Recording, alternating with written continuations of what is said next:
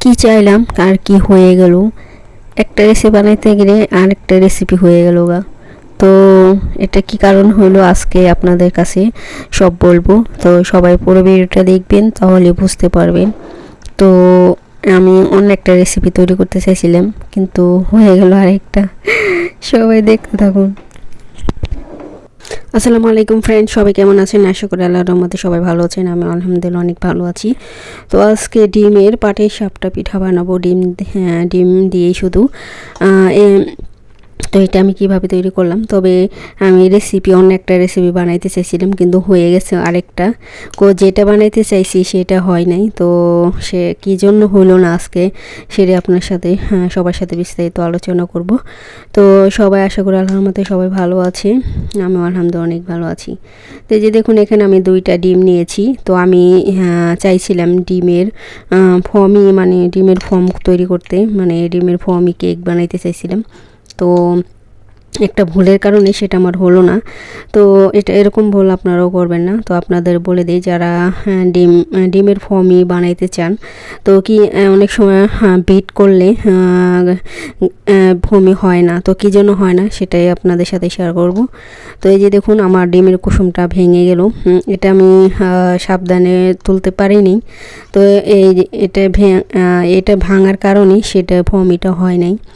তো এই যে দেখুন, আমি ডিমটা তুলে নিলাম। কুসুম প্রথমটা ভেঙে গেছে, দ্বিতীয়টা ভাঙে নাই। তো ওই যে দেখুন, আমি তো কুসুম তুলে নিলাম। তো ওই যে একটু রয়ে গেল, কুসুমটা একটু রয়ে গেল, কারণ এই জন্যই।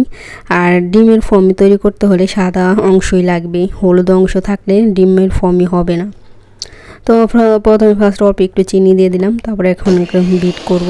তো সবাই দেখতে থাকুন ফর্মি হয় কি না। তো এটা আমি অনেকক্ষণ প্রথম ধীরে ধীরে ভিট করলাম, স্পিডটা কমিয়ে। তারপরে দেখি ফর্মি হইতেছে না। তো আমি এটা স্পিডটা বাড়িয়ে দিলাম। দেখুন, আমি স্পিডটা বাড়িয়ে দিলাম। এখন দেখি ডিমের ফর্মি হয় কি না। তো সবাই পুরো ভিডিওটা দেখবেন।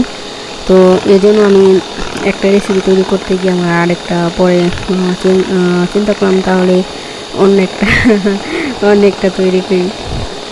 তো এই যে দেখুন, আমি ভিট করতেছি, ফর্মি হইতেছে না। কারণ কিসের জন্য ফর্মি হইতেছে না, কারণ ওই কুসুম রয়ে গেছিলো একটুখানি। যদি ডিমের কুসুম রয়ে যায় তাহলে কিন্তু ওই ডিম ফর্ম হবে না, ফর্মি ভাবটা হবে না। তো আমি চাইছিলাম ডিমের ফর্মি তৈরি করে নতুন একটা রেসিপি তৈরি করতে, কিন্তু সেটা হলো না। তো আবার 2টা ডিম ভাঙতে হবে, সেজন্য আমাকে অনেক দিন করবো, তাহলে ডিম নষ্ট করে ডিম খাইতে চায় না কেউ বাড়ির, সেজন্য আর করলাম না। তো ভাবলাম যে এটা যখন হয়ে গেছে, তো এটাই অন্যরকমভাবে ভেজে নিই, একটু ইউনিকভাবে। তো এই যে দেখুন, আমি এখন ওইটাই ভিট আর করলাম না, যতটুকু হয়েছে ততটুকুই, ফর্মি আর হবে না ওইটাই, যেহেতু ওটা কুসুম পড়ে গেছিলো, সেই জন্য। কুসুম থাকলে ডিমের ফর্মি হয় না। তো এই যে দেখুন, আমি একটু তেল দিয়ে দিলাম তো এখন আমি পেপারের শেপটা তৈরি করব। তো এই যে দেখুন, আমি প্রথম হলুদ অংশ দিয়ে দিলাম ফার্স্টে, তারপরে এই সাদা অংশ যেটা ভিট করছিলাম একটুখানি ভিড হয়েছে, তো বেশি ভিড হয়নি।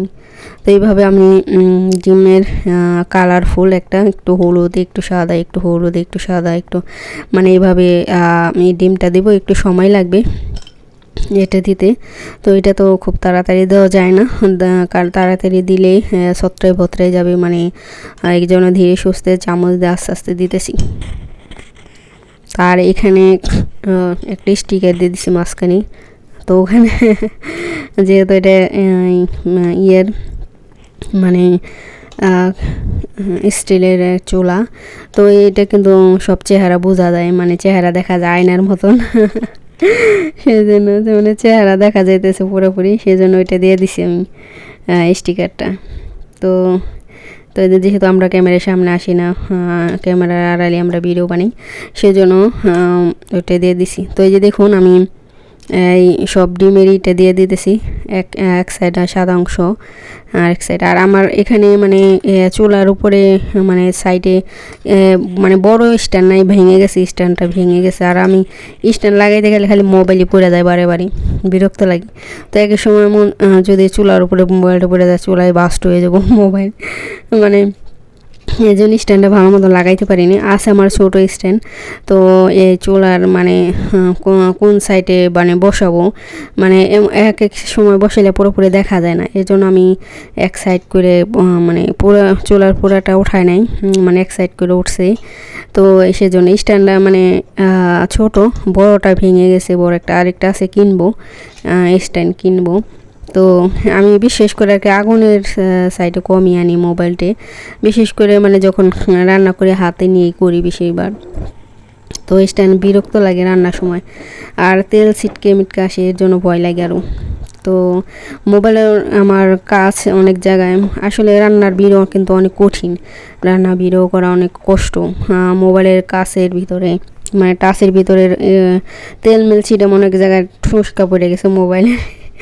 যেমন একজনের হাতে যদি আসে যেমন ঠোসকা পড়ে, ঠিক মোবাইলে অনেক সময় অনেক জায়গায় আমার মোবাইলে ঠোসকা পড়ে গেছে, মানে তেলের ছিটে এসে অথবা আগুনের লেগে। এই মোবাইলে মনে করেন রান্নার ভিডিও করতে গেলে মোবাইলও খুব তাড়াতাড়ি নষ্ট হয়ে যায়। তো আর কি আর করা, শুরু থেকে রান্নার ভিডিও দিতেছি, অন্য কোনো ক্যাটাগরি দেয়নি যেহেতু। তো দেখি শেষ পর্যন্ত কী হয়, না হলে আর এই ভিডিও দিব না, রান্নার অন্য ক্যাটাগরি পাল্টে ফেলবো। তো তারপরে যে দেখুন আমি সুন্দর করে সাজিয়ে দিলাম ডিমটা, এ হয়ে গেল আমার পাটিসাপটা পিঠা হয়ে গেল। এটা ডিম, পরে ডিমটা ফেলেই দিছি, কারণ মিষ্টি চিনি দিছি, আমি মিষ্টি কম খাই।